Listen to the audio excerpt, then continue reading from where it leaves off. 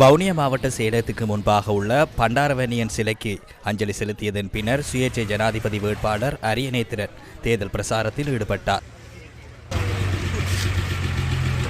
இதன்போது தேர்தல் விஞ்ஞாபனத்தில் வடகிழக்கு மீனவர்களின் பிரச்சினை உள்ளடக்கப்படாமை தொடர்பில் ஊடகவியலாளர்கள் எழுப்பிய கேள்விக்கு சுயேட்சை ஜனாதிபதி வேட்பாளர் பாவண்ண அரியநேந்திரன் பதிலளித்தார். மீனவரின் பிரச்சனை, விவசாயிகளின் பிரச்சனை எல்லாம் அதிலே உள்ளடங்கப்பட்டிருந்தது. நானும் அதனை பார்த்திருந்தேன். நான் நேற்று தெளிவாக கூறியிருந்தேன். அவர்கள் அந்த பிரதி எடுக்கின்ற போது அது விடுபட்டிருக்கின்ற நினைக்கிறேன். அதை நான் நேற்று தெளிவாகவே கூறியிருந்தேன். நிச்சயமாக மீனவரின் பிரச்சனை என்பது ஒரு பாரிய பிரச்சனை.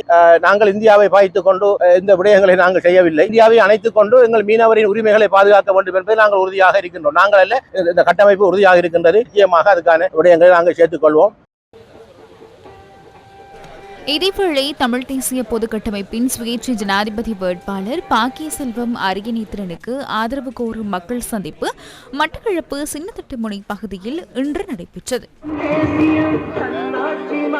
ஜனாதிபதி தேர்தல்களில் ஏமாற்றப்பட்டதன் பிரதிபலிப்பாக ஒரு மாற்று வழியை தேடினார்கள்.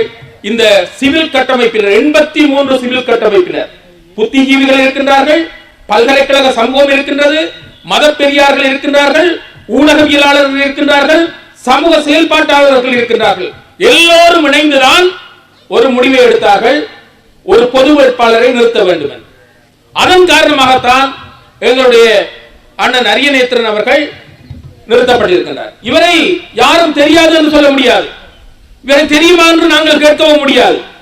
அவர் 2 தடவை பாராளுமன்ற உறுப்பினராக இருந்தவர், ஊடகவியலாளராக இருந்தவர்.